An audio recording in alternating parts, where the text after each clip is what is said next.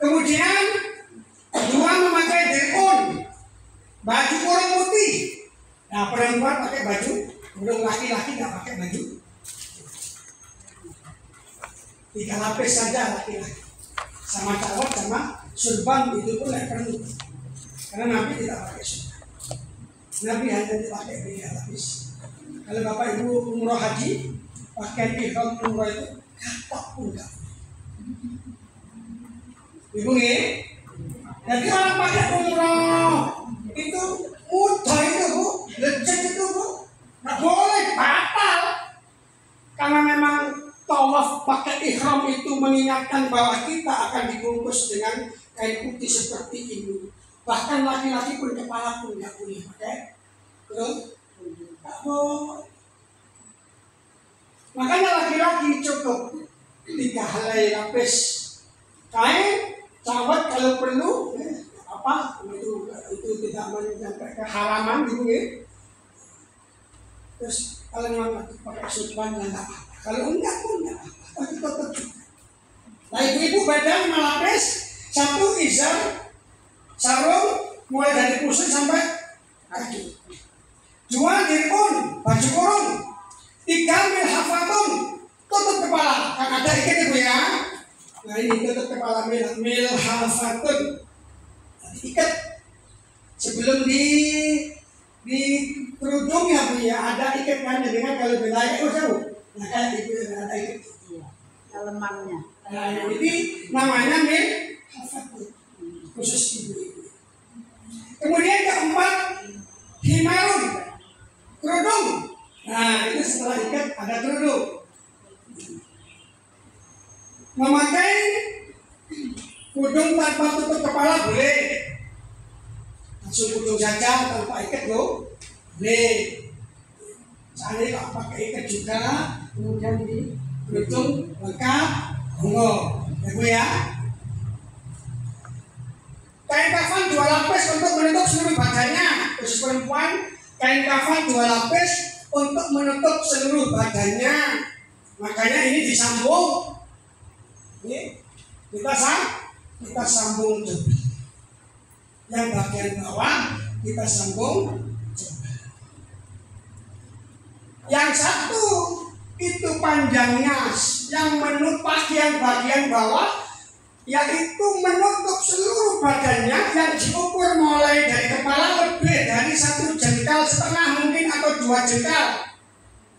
Kaki juga begitu, diukur dari kaki 1,5 jengkal atau 2 jengkal supaya untuk mudah ketika diprinter begini untuk buat tali bagian kuncup, ya, bagian kepala dan bagian kaki. Nah, makanya kain didobel. Kain didobel 2 lapis, 1 sekujur badan, yang satunya dibentuk mulai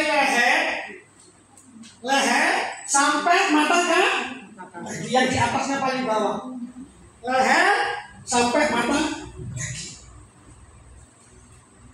Kemudian sarung, apa dipendang. Si paling atas sarung yang mulai besar sampai kaki ini. Kemudian cawat, ya. Baju kurung dulu baru cawat. Baju kurung. Nah baru milhafatun atau kerudung yang tadi diletakkan di atas. Ini lapisnya perempuan 5, kalau laki-laki di 3 lapis.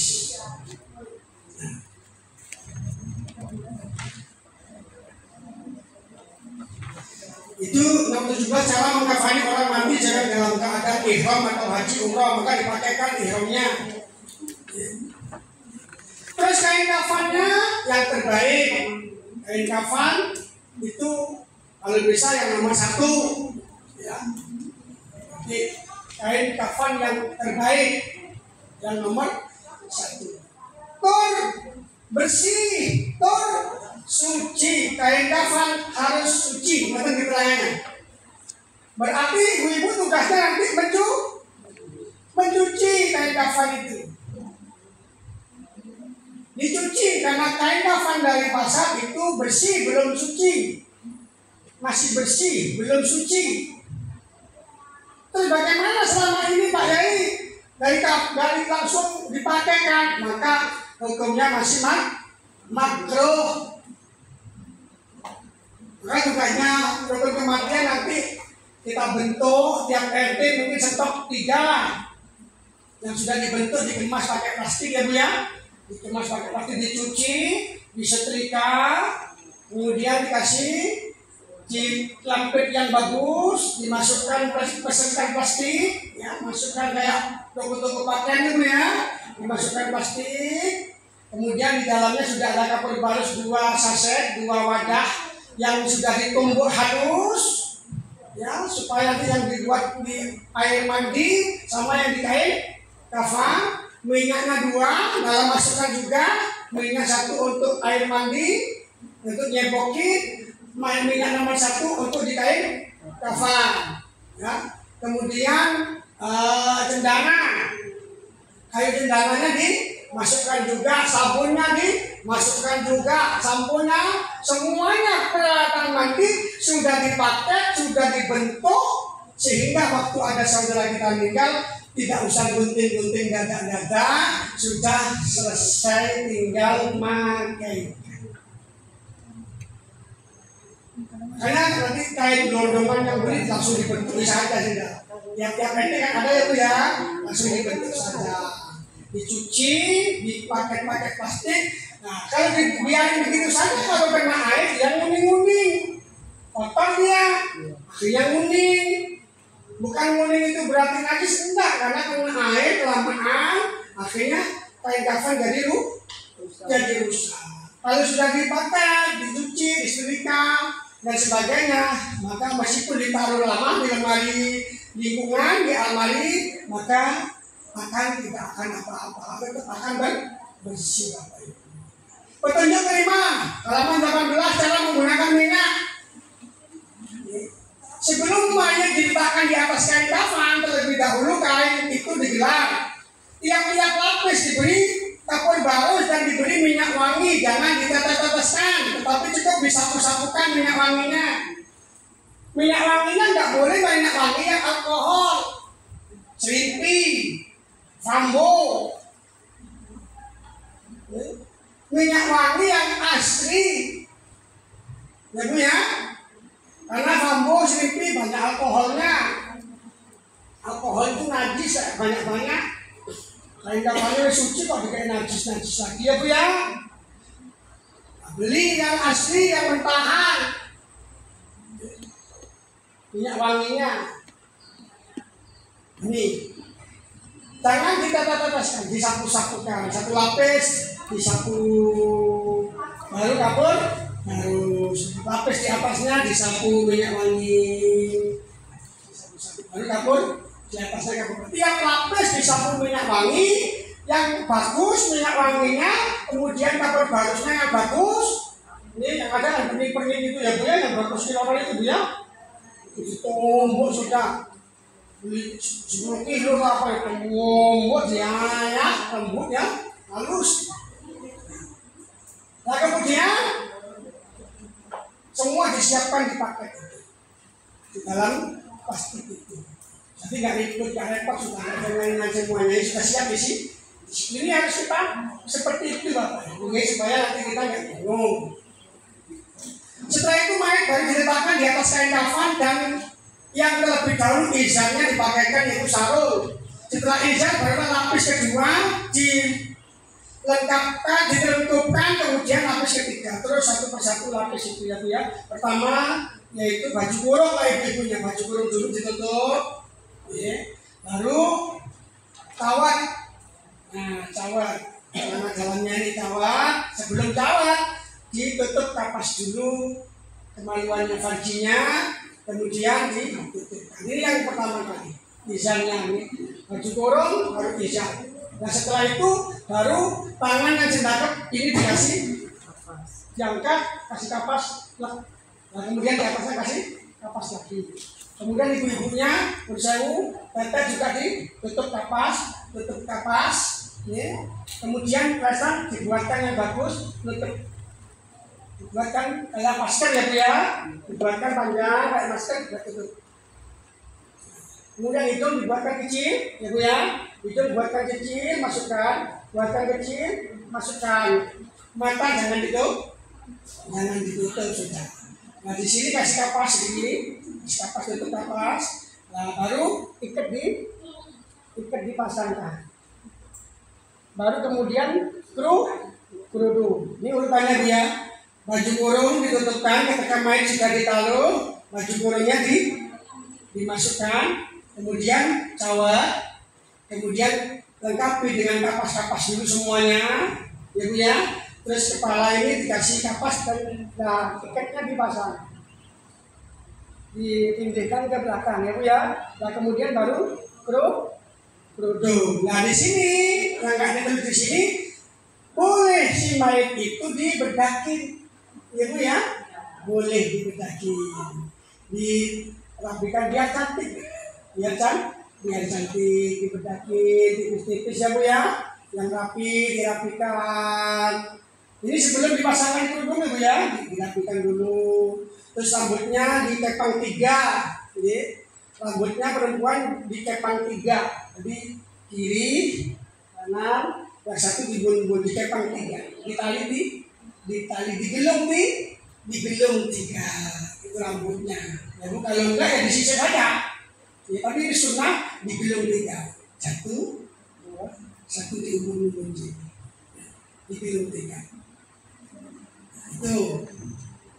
Terus perlapis satu persatu. Makanya tetap butuh 3 orang di situ.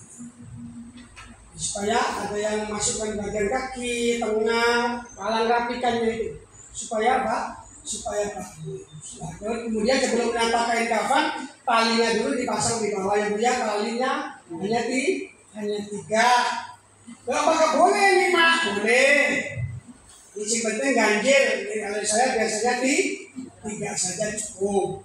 Karena mengingatkan bahwa orang mati itu yang nggak putus hanya 3. Kalau 5 berarti mengingatkan bahwa rukun Islam itu ada 5. Kewajibannya berarti 5 kita aja. Makanya talinya 5. Macam-macam mengusir penting kan ganjil ya Bu ya. Petunjuk untuk orang yang telah memandikan mayat dan itu memikulnya. Bagaimana orang yang itu memandikan mayat? Katanya Nabi, al-ghuslu minal ghusli, al-wudu'u minal hamli. Mandi itu dari mandi dan wudu itu dari memikul. Maksudnya hadis ini, satu orang yang baru selesai memandikan mayat hendaklah mengerjakan mandi kayak mandinya orang mandi besar, supaya kita gak inget-inget penuh. Kadang-kadang setelah mandi kan iring-iringan kan gajah ya. Kata-kata misalnya saya kelihatan terus. Nah, makanya bagi yang ikut memandikan jenazah, pulang segera mandi kayak orang mandi besar. Nah, mandi Bu ya, mandi. Nah, itu sekali dafil bala wal afat lillahi ta'ala, saya niat mandi. Tulis ini kalau tulis ya. Saya niat mandi dafil bala, saya niat mandi ya Allah, mohon selamat dari bala, dari wal afat, dari bencana lillahi ta'ala. Wa itu husnal lidafil bala'i wal afat lillahi ta'ala. Saya niat mandi mohon selamat dari bala, mohon selamat dari bencana lillahi ta'ala. Kalau guys pokoknya niat mandi selamat boleh niat mandi besar. Kayak mandi besar betul ya. Bagi yang itu memandikan, bagi yang memikul mayat hendaknya berwudu. Bagi yang ikut mikul sehingga mikul itu punya wudu. Dan kalau pulang dari kuburan, minimal Bapak Ibu kalau bisa sebelum masuk rumah cuci kaki, wudu dulu lah gampangan cara saat ini. Jangan langsung dari kuburan langsung masuk rumah. Lebih baik ambil wudu dulu, mampir mungkin di masjid Kak, mampir mungkin di sana sekarang sudah ada air ya Bu ya. Sebelum keluar dari keramatan wudu dulu baru masuk rumah supaya nggak keikutan barang-barang yang dari kubur. Itu Mbak Bungin. Jadi minyak wanginya yang bagus. Petunjuk untuk meletakkan mayit sebelum diberangkatkan ke kubur. Mayit setelah dikafani adalah diletakkan di suatu tempat yang layak dengan menghadap arah kiblat, yaitu kepalanya di sebelah utara, kakinya di sebelah selatan.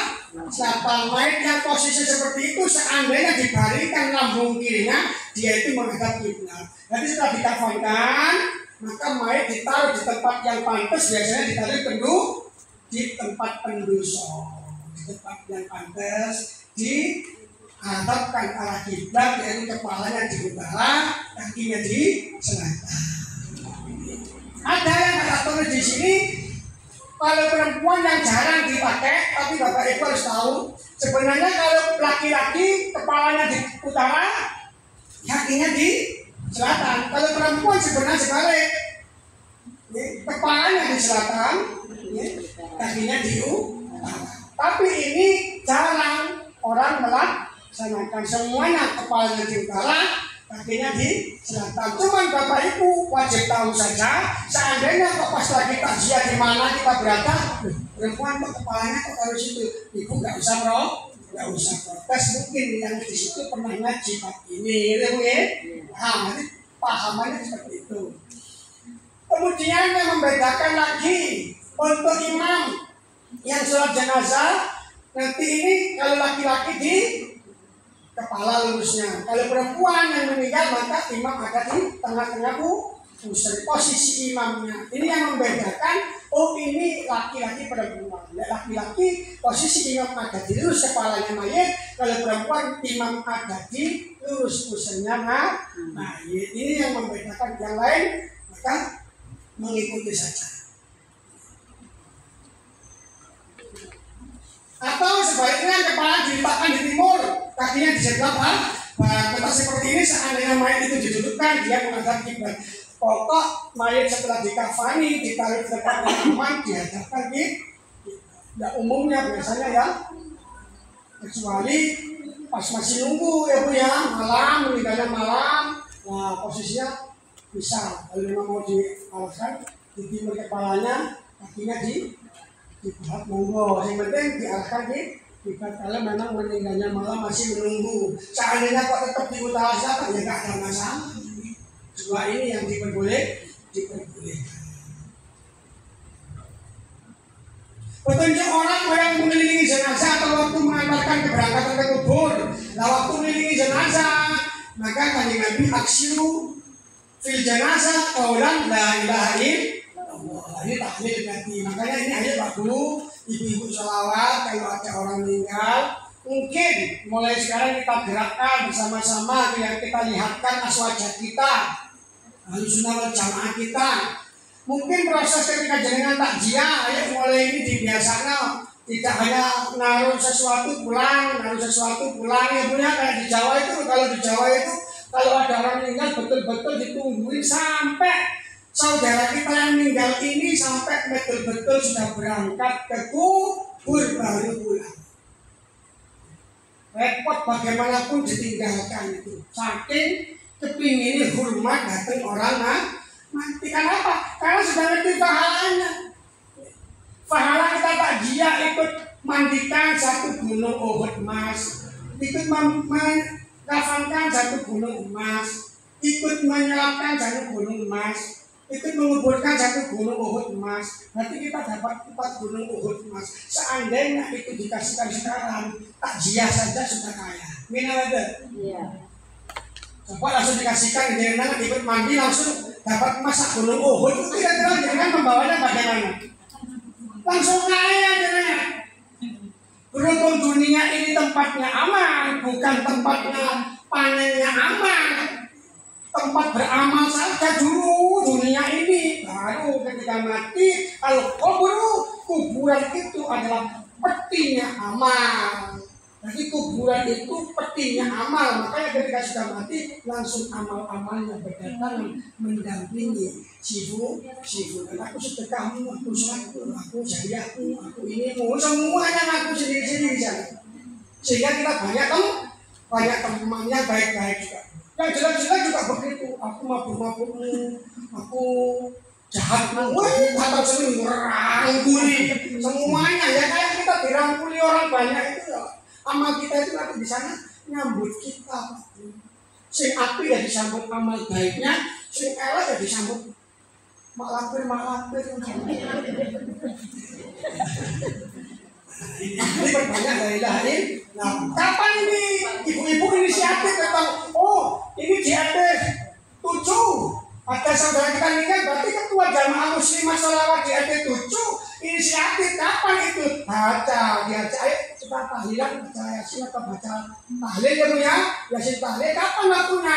Ketika mayat belum dimandikan, belum disalatkan, di sini ada waktu. Jadi datang takziah itu adalah takziah samping mengunjungi saudara kita yang kesulitan, kesusahan, membantu seikhlasnya, dan yang paling intinya takziah itu adalah mendoakan untuk si fulan yang telah meninggalkan kita. Ibu ini saya sabar takziah pakai baju yang sopan, yang sakit, kemudian ayo kita doa. Kita komando, nanti yang lain akan ikut. Datang langsung ikut gabung datang itu nih. Dibiasakan nggak pulang. Ya, ini namanya bantu saja secara nuril, tapi tidak membantu secara rohani. Wong mati itu sing dibantu, sing mati apa urip? Ya dua-duanya, yang urip juga yang sing urip dibantu. Tapi sing paling utama sing meninggal. Sing karena sing urip si iso ndonga dhewe. Iya. Bisa doa sendiri, sing wis mati. Kan bisa doa sendiri, harus kita doa. Karena takziah itu di samping mengunjungi yang ditinggalkan, membantu meringankan, tapi kita harus sadar bahwa di sisi itu ada yang butuh dari doa restu kita, doa permohonan kita kepada Allah. Itu yang harus kita budayakan itu ya. Nanti kita waktunya kita juga akan sama persis ya.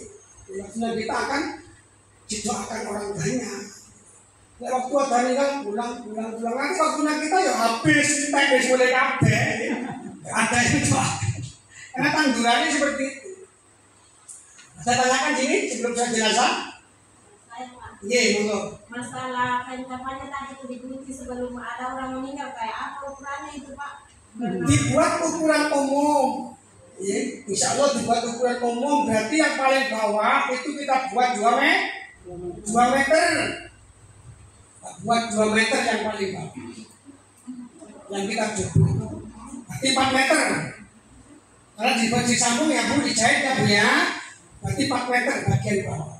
Yang di atasnya karena sampai di sini sampai lutut, berarti dibuat 1 meter 70. Disambung juga. Kemudian izar, baju kurung mungkin dibuat 1 meter 20, double karena dibuka ditekuk, double, berarti 1 meter 20. Kemudian izar, sarung, mulai pusat sampai lutut, sampai bawah lutut niki sarung. Nah kemudian baru cawat, ini sudah tambahan ya, cawat, terus kemudian ini ikat sama kerudung, ini sudah kelengkapan yang lainnya. Tali,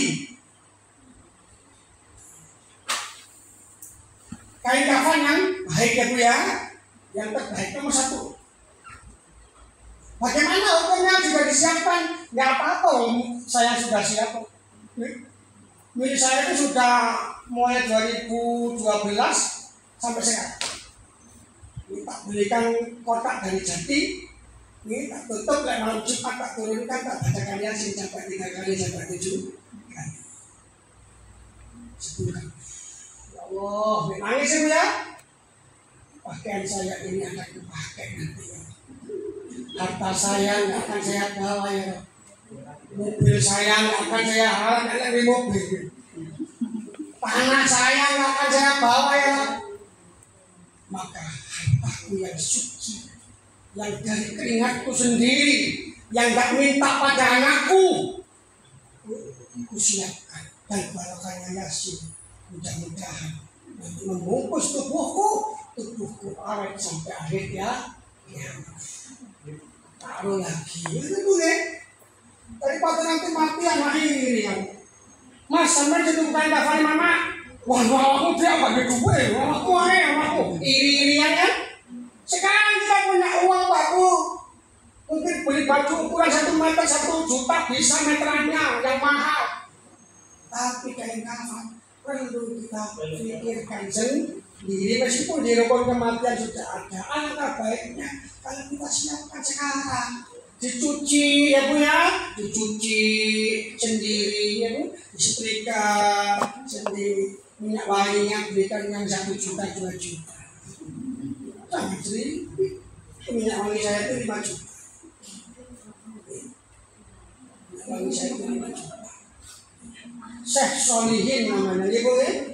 Minyak Syekh Solihin. Nggak ada itu minyak wangi khusus umum, nggak ada itu. Jadi kan kudu nang Bandar atau Surabaya atau Solo sekarang ya pesen bisa minyak Syekh Solihin. Tinggal milih dengan 750, 1 juta, ada yang 2 juta, ada yang terserah mau kelas berapa anggarannya. Biasanya toko-toko itu kan mungkin 20.000, 50 itu aja ya apa, tapi nggak tambah alkohol ya Bu ya. Itu siapkan sekarang, gak usah takut mati. Gimana kalau usulnya Pak disiapkan? Ya mana kita harus siapkan ya Pak. Karena kita mau nggak mau kan, akan mati. Alangkah baiknya kalau disiapkan sendiri dari apa yang halal benar dan kita sendiri yang mencarinya. Khusus yang kita bawa itu aku, ya itu monggo, gak usah takut. Ada lagi kok ini sebelum kita siap jenazah. Insya ini tuh selesai nih. Pak, enggak boleh Kak kalau orang meninggal itu pakai minyak wanginya kayak Casablanca atau Axe gitu, enggak boleh Kak? Oh, ayo saya coba tes. Iya. Bapak jangan alkohol. Itu kan alkohol itu. Itu kalau kita jalan ke yang kembali itu kan kita bacakan Yasin itu gampang Pak ya, simpel aja gitu alatnya. Tawasul ila hadrati Nabi Mustafa Muhammadin Al-Fatihah. Seandainya langsung ila hadrati arwahi jami'al kubur minal muslimin wal muslimat wal mu'min wal mu'minat wa khususan ila ruhiyah. Langsung sebutkan namanya yang meninggal. Syai'ulillahi lahal Fatihah karena perempuan Syai'ulillahi lahal, tapi karena berjamaah ya sudah Syai'ulillahi lahumul Fatihah. Langsung baca Yasin. Tapi sini tadi Yasin kita sudah menyebut namanya si Fulan binti siapa, panggil juruhnya Yasin Fulan bin Fulan wal Qur'anil Hakim. Kalau belum berhenti dulu Yasin Fulan bin Fulan, ya Allah mudah-mudahan diampuni dosanya dan macam-macam. Itu ayat sebentar di sini baru terus yang wal Qur'anil Hakim. Dan nanti salamun qaulan min rabbir rahim diulang 3 kali atau 7 kali. Salamun qaulan min rabbir rahim, selamat jalan menghadap Allah, mudah-mudahan diampuni dosanya, diterima amalnya. Kalau kita ulang-ulang sampai 11 kali kan bisa itu. Salamun qaulan min rabbir rahim, salamun qaulan min rabbir rahim, salamun qaulan min rabbir rahim. Mintakan ampun itu nggak harus bunyi. Ini sambil mikir itu sudah. Itu doa asing mustajab itu doa asing pakai batin itu. Karena hening jadi. Ya Bu ya. Nah diulangi 3 kali baru kan lanjutkan. Kalau memang ada bunga di situ ya Bu ya, bunga yang sudah siap tadi, tahu di tengah-tengah kita baca tahlil Yasin itu, maka ini sudah kena barokahnya ayat-ayat suci Al-Quran. Nanti di bawah itu boleh ditaburkan di atas ini meringankan beban dosanya ahli kubur. Nanti di bawah di belakang ada tentang masalah bunga ya Bu ya. Ada lagi tentang